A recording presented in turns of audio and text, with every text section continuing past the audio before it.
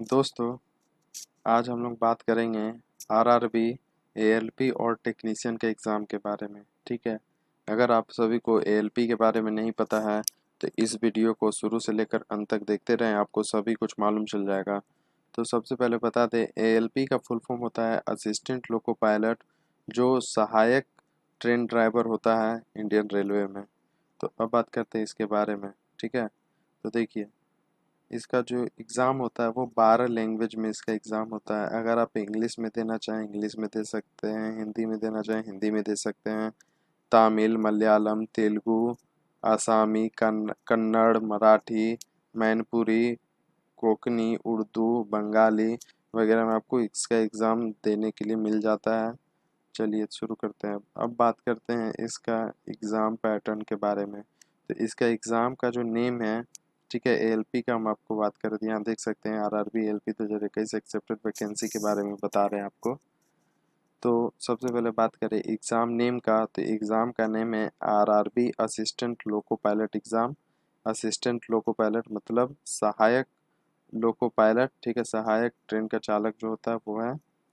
Exam economy का बात करें तो आरआरबी एएलपी इसका एग्ज़ाम कंडक्ट कराता है, उसको लेता है। लेवल ऑफ एग्ज़ाम का बात करें तो नेशनल लेवल, पूरा भारत में इसका एग्ज़ाम होता है। नेशनल लेवल पे, स्टेट लेवल पे नहीं, नेशनल लेवल पे इसका एग्ज़ाम होता है। एग्ज़ाम मोड का बात करें तो ऑनलाइन इसका एग्ज़ाम होता है। आपको सीबीटी एग्ज़ाम देना होता है, मतलब computer based test. Conducting authority का बात करें तो रेलवे रिक्वायरमेंट बोर्ड आरआरबी द्वारा इसका कंडक्ट करवाया जाता है इसका एग्ज़ाम को। लैंग्वेज ऑफ एग्ज़ाम का बात करें तो English, Hindi and other regional language में आप इसका एग्ज़ाम दे सकते हैं। तो टोटल 11 लैंग्वेज है, उसमें आप इसका एग्ज़ाम दे सकते हैं। चलिए अब बात करते हैं इसका वैकेंसी का। तो वैकेंसी इसका पार हो चुका है, ठीक है, लेकिन फिर भी आप सभी को हम बता दे रहे कि आने वाला वैकेंसी में आपको कैसे तैयारी करना है। तो इसको देखने से ज़्यादा कोई फ़ायदा है नहीं। चलिए आगे बढ़ते हैं। ठीक है। आरआरबी एएलपी 2021 का एलिजिबिलिटी जो था, the candidate application might be rejected and any during admission if candidate. देखिए, हाँ, एजुकेशनल का अगर हम बात करें तो लोको पायलट बनने के लिए आपको कम से कम मैट्रिकुलेशन होना चाहिए। आप 10th पास होने चाहिए। ठीक है, 10th पास और प्लस आईटीआई का कोर्स होना चाहिए। ठीक है, आईटीआई या फिर आप डिप्लोमा किए हो तो भी चलेगा, इंजीनियरिंग का डिग्री हो तो भी चलेगा, लेकिन आपको आईटीआई कम से कम आईटीआई होना ही चाहिए। आप 2 साल का आईटीआई किए ही होने चाहिए। ठीक है, और अगर आप 10+2 किए हैं फिजिक्स मैथ से, फिजिक्स और मैथ से किए हैं तो भी आप इसको भर सकते हैं। ठीक है, आप तो भी इस फॉर्म को भर सकते हैं, लेकिन उसके लिए कुछ कुछ कंडीशन होता है, वो आगे हम आपको कभी और किसी वीडियो में बता देंगे। लेकिन फिलहाल इतना समझिए कि आपको अगर 10th पास हैं और आईटीआई किए हैं तो आप इस फॉर्म को भर सकते हैं। अगर आप 10th पास करके 12th किए हैं फिजिक्स और मैथ से तो भी आप इस फॉर्म को भर सकते हैं। एज का बात करें तो मिनिमम आपका 18 वर्ष होना चाहिए और मैक्सिमम 28 ईयर। ठीक है, 18 साल से कम वाले बच्चे इस फॉर्म को नहीं भर सकते और 28 साल से ज़्यादा वाला भी इसको नहीं भर सकता। लेकिन इसमें थोड़ा सा चेंजिंग हुआ है। ठीक है, जनरल वाले के लिए इसको 30 कर दिया गया है, 30 साल, और एसटी एससी ओबीसी के लिए 32 साल तक के लिए रखा गया है। और कुछ कुछ कंडीशन में अगर आप हैंडीकैप हैं या फिर पीडब्ल्यूडी कैटेगरी में आते हैं तो फिर आपको कुछ साल एज रिलैक्सेशन दिया जाता है। अब बात करते हैं आरआरबी एएलपी का सिलेबस के बारे में, जो 2021 का नया सिलेबस है। ठीक है, तो आपको तो मालूम होगा 3 सेक्शन में इसका एग्ज़ाम होता है। तो पहले आप बात करते हैं CBT 1, जो पहला सेक्शन है CBT 1, उसका बारे में हम बात करते हैं।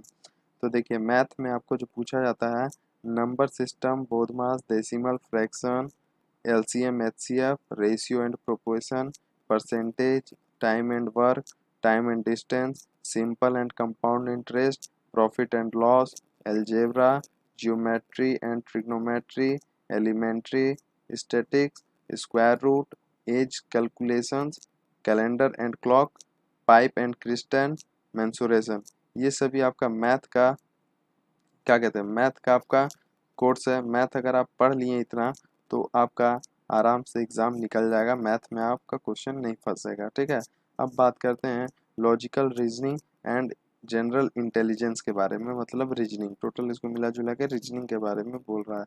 तो रीजनिंग के बारे में बात करें तो आपको analogues, alphabetical and number series, coding and decoding, mathematical operation, blood relationship जो होता है, रिलेशनशिप वाला, ये भी बहुत अच्छा से बहुत इंपॉर्टेंट क्वेश्चन है, इसको भी अच्छा से देख लीजिएगा। Syllogism, jumbling, Venn diagram, data interpretation and sufficiency, conclusion and decision making, similarity and difference, ये भी देख लीजिएगा, ये भी आता है सिमिलरिटीज एंड डिफरेंसेस से। Analytical reasoning, argument and associations, ये भी देख लीजिएगा, ये भी जरूरी रहता है। जनरल साइंस का बात करें तो आपको फिजिक्स, केमिस्ट्री और बायोलॉजिकल साइंस में थोड़ा पढ़ लीजिएगा। ज़्यादातर क्वेश्चन फिजिक्स और बायोलॉजी से ज़्यादा आता है, इसलिए अच्छा से इसको देख लीजिएगा। लेकिन ऐसा कहना कुछ जरूर अच्छा नहीं है कि इससे आता है, आपको तीनों ही अच्छे से पढ़ लेना है, आप क्वेश्चन कहीं से भी आ सकता है जनरल साइंस से। अब बात करते हैं करंट अफेयर और जनरल अवेयरनेस से। तो साइंस एंड टेक्नोलॉजी आप अच्छा से देख लीजिएगा, स्पोर्ट्स एंड कल्चर अच्छा से देख लीजिएगा, पर्सनैलिटीज, इकोनॉमिक्स, इंडियन पॉलिटी, ये अच्छा से देख लीजिए। एग्ज़ाम होने का 6 महीना तक का सभी करंट अफेयर जो रहता है उसको अच्छा से देख लीजिएगा, वहीं से क्वेश्चन आता है, ठीक है। आरआरबी एलपी 2021 पेपर 2 यानी सीबीटी 2 का अगर बात करें तो मैथमेटिक्स में वही वही फिर से रहेगा, आपको सिलेबस वही वही आपको पढ़ना है, लेकिन इसमें थोड़ा अच्छा से आप पढ़ लीजिएगा क्योंकि कंपटीशन इसमें थोड़ा टफ हो जाता है। आप अगर बात करें सीबीटी 1 का, तो सीबीटी 1 के लिए आपको सिर्फ पासिंग मार्क्स लाना रहता है, ठीक है। 75 क्वेश्चन रहता है उसमें, और आपको पासिंग मार्क्स अगर आप लाते हैं, जनरल है तो 40 से ऊपर लाते हैं तो आपका सिलेक्शन हो जाता है सीबीटी 2 के लिए। और अगर आप ओबीसी से हैं तो आपको 25 नंबर लाना होगा मिनिमम, और अगर आप एसटी या फिर एससी से हैं तो आपको 20 नंबर मैक्स मिनिमम लाना होगा, तब आप प्रमोट हो जाएंगे सीबीटी 2 एग्ज़ाम देने के लिए, ठीक है। इससे कोई मतलब नहीं है आपका, इसका सीबीटी 1 का नंबर नहीं जुड़ने वाला है आपका, जो भी आपका मेरिट लिस्ट आता है उसमें, ये सिर्फ आपको पास होना है ताकि आप सीबीटी 2 एग्ज़ाम के लिए प्रमोट हो जाएं, ठीक है। अब बात करते हैं सीबीटी 2 का, तो वही मैंने बता दिया कि आपको जो भी इसका जो मैथ का सिलेबस है, सिलेबस सेम रहेगा सभी चीज़ का, लेकिन आपको इसमें 100 नंबर का एग्ज़ाम होता है, ठीक है, जिसमें आपको कोशिश करना है ज़्यादा से ज़्यादा नंबर लाने का, क्योंकि आपका यही नंबर जुटेगा आपको मेन एग्ज़ाम में। मेन एग्ज़ाम मतलब मेरिट लिस्ट जो बनेगा, इसी का नंबर से आपका मेरिट लिस्ट में नाम आता है, ठीक है। अब इसको थोड़ा अच्छा से समझते हैं। तो अगर आपका इसमें जनरल है, तो अगर आपका इसमें 40 नंबर आया है, जनरल से हैं तो आपको सेलेक्ट किया जाएगा, लेकिन आपका मेरिट में नाम आएगा नहीं आएगा इसका कोई गारंटी नहीं है, क्योंकि अगर मान लीजिए जनरल का 10 लड़का है और जनरल में मात्र लेना है 3 लड़का को, और 10 का आ गया है 40-40%, तब ऐसा करना तो मुश्किल है, किसको लिया जाए किसको नहीं लिया जाए, इसलिए 40 एक स्टैंडर्ड परसेंटेज रखा गया है, एक स्टैंडर्ड नंबर रखा गया है, उससे ऊपर आपको लाना है, ठीक है, तब आपको कंपटीशन होगा, ठीक है। वरना 40 ला कर आप भूल जाइए कि आपको जॉब होने वाला है, मेरिट में नाम कोई कीमत पे नहीं आएगा 40 से कम। अगर आप जनरल से हैं, अगर 40 का टारगेट है, आपको दिया गया है 40 मिनिमम, तो आपको टारगेट रखना है कम से कम 80 प्लस, मतलब उसका डबल लाना है, डबल से भी ज़्यादा लाना है, तब आपका मेरिट में नाम आएगा, ठीक है। उसी तरह अगर ओबीसी का 25 है तो आपको नहीं 25 सॉरी 30 है ओबीसी का, तो ओबीसी का 30 से मिनिमम आपको ज़्यादा से ज़्यादा आपको 60 से ज़्यादा लाना है, ठीक है, उसका डबल से ज़्यादा 80 लाइए 90 लाइए, जितना लाइए उतना होगा। यहाँ तो बहुत लड़का का जिसका 90 आता है उसका भी मेरिट में कभी कभी नाम नहीं आ पाता है, तो फिर आप देख लीजिए अपना कि कैसे आपको तैयारी करना है और कैसे कैसे पढ़ना है, ठीक है। तो वही आपको बता दें, फिर लॉजिकल रीजनिंग में भी आपका वही सब है, फिर से syllabus, basic science and engineering में आपको इसमें थोड़ा सा चेंजिंग कर दिया है, ठीक है, इसमें आपको डीपली साइंस के बारे में पढ़ लेना है। जैसे इंजीनियरिंग ड्राइंग प्रोजेक्शन, अगर आप आईटीआई पढ़े होंगे तो आप देखे होंगे उसमें आपको इंजीनियरिंग ड्राइंग का एक, तो वही फिर आगे देखते हैं। तो देखिए इसमें सीबीटी 2 में लमसम लमसम सभी चीज़ सेम रहता है, CBT 1 का जैसा ही रहता है, लेकिन इसमें और आपको थोड़ा डीपली पढ़ लेने का ज़रूरत होता है, ठीक है। थोड़ा और डीपली पढ़ लीजिए, अच्छा से क्वेश्चन वगैरह देख लीजिए। तो मैथ का वही क्वेश्चन रहेगा, वही सब सिलेबस रहेगा। रीजनिंग में भी वही वही सिलेबस रहता है, लेकिन इसमें थोड़ा सा आपको ध्यान देना होगा बेसिक साइंस एंड इंजीनियरिंग में, क्योंकि इसमें थोड़ा आपसे डीपली और अच्छा से क्वेश्चन पूछा जाता है। आपसे कम से कम 12th लेवल तक का क्वेश्चन पूछ लिया जाता है, इसलिए थोड़ा आपको इसमें ध्यान देना होगा। तो सबसे शुरू में बात करें इंजीनियरिंग ड्राइंग का, तो अगर आप ITI किए होंगे तो आपको मालूम होगा कि आपको एक जब सब्जेक्ट था इंजीनियरिंग ड्राइंग करके, ठीक है, जिसमें आपको projection, view, drawing instruments, lines, geometric figure, symbolic, ये सब पढ़ाया गया होगा, आप देखे होंगे अच्छा से, ठीक है। तो इसमें तो आपको कोई प्रॉब्लम नहीं होने वाला है। इसी तरह units, measurements, mass, weight and density, ये भी काफ़ी अच्छा रहता है, लेकिन हल्का चीज़ है, लेकिन आदमी इसको भूल जाता है, इसलिए आप अपना अच्छा से एग्जाम के टाइम देख लीजिएगा, ये सब याद कर लीजिएगा, ठीक है। Work, power and energy, minimum हम बोलेंगे 12 तक का आप देख लीजिए। 12 तक उतना डीपली देखने की जरूरत नहीं है, लेकिन फिर भी आप 8, 9, 10, 11, 12 ये 4-5 साल का जो भी है अच्छा से आप देख लीजिएगा, तो आपका फिर इसमें कोई दिक्कत नहीं होने वाला, क्योंकि वर्क, पावर एंड एनर्जी से उतना हार्ड क्वेश्चन आता नहीं है। स्पीड एंड वेलोसिटी अच्छा से देख लीजिएगा, ज़्यादातर ट्रेन वाला क्वेश्चन पूछता है, ठीक है, कितना मीटर पार किया प्लेटफॉर्म को, इस टाइप का क्वेश्चन रहता है। आपको क्वेश्चन हम किसी और दिन कोई और वीडियो में हम ले आके दिखा देंगे, ठीक है, CBT 1 और CBT 2 दोनों का, इसलिए। और हाँ, अगर आप चैनल को सब्सक्राइब नहीं किए तो चैनल को सब्सक्राइब कर दीजिए, क्योंकि इसी तरह आपको हर सरकारी जॉब के बारे में ज़्यादा से ज़्यादा जानकारी दिया जाता है, ठीक है। चलिए तो और आगे बढ़ते हैं। हीट एंड टेम्परेचर अच्छा से देख लीजिएगा, हालांकि इससे ज़्यादा क्वेश्चन आता नहीं है, लेकिन फिर भी देख लीजिएगा। बेसिक इलेक्ट्रिसिटी देख लीजिएगा, ये इंपॉर्टेंट है आपको। लेबर्स एंड सिंपल मैकेनिक्स, ये भी देख लीजिएगा, अच्छा रहता है। Occupational and safety and health, ये भी देख लीजिएगा, ये सब अच्छा से पढ़ लीजिएगा एक बार अच्छा से, ठीक है। ज़्यादा मेहनत करने की ज़रूरत नहीं है, आप ज़्यादा ध्यान दीजिए रीजनिंग में और मैथ में। रीजनिंग और मैथ जितना स्ट्रांग रहेगा उतना अच्छा रहेगा। ये सब लेकिन आप साइड से अच्छा से देख लीजिएगा, ऐसा नहीं बोल रहे नहीं पढ़ने, लेकिन इसको भी अच्छा से आप एक बार देख लीजिएगा, समझ जाइएगा तो हो जाएगा, ठीक है। जनरल अवेयरनेस, फिर से वही बोलेंगे हम, एग्ज़ाम का 6 महीना पहले तक का जो भी एक्टिविटीज़ हुआ है इस सब चीज़ में, वो सब अच्छा से आप देख लीजिएगा। करेंट अफेयर्स का मतलब वही होता है जो आप करेंट करेंट जो अभी बीता है उसके बारे में आपको याद होना चाहिए, तो ये सभी देख लीजिएगा। स्पोर्ट्स में देख लीजिएगा कि कौन सा खिलाड़ी कौन सा भी जीता है, वर्ल्ड कप वगैरह जो भी होता है, ओलंपिक में कौन जीता है, तो इस टाइप का देख लीजिएगा। भारत की तरफ से कौन रिप्रेजेंट किया था, कौन सा खेल ओलंपिक में, ये सब देख लीजिएगा। कल्चर देख लीजिएगा, इकोनॉमिक्स में देख लीजिएगा, ठीक है। इंडियन पॉलिटी देख लीजिएगा, कौन नेता क्या है जो भी है, ये सब देख लीजिएगा। चलिए तो और आगे बात करते हैं। अब आगे बात करते हैं एग्ज़ाम के बारे में, CBT 1 का जो एग्ज़ाम पैटर्न है उसके बारे में, ठीक है। तो इसमें टोटल आपको 75 क्वेश्चन पूछा जाता है, 75 क्वेश्चन पूछा जाता है, ठीक है।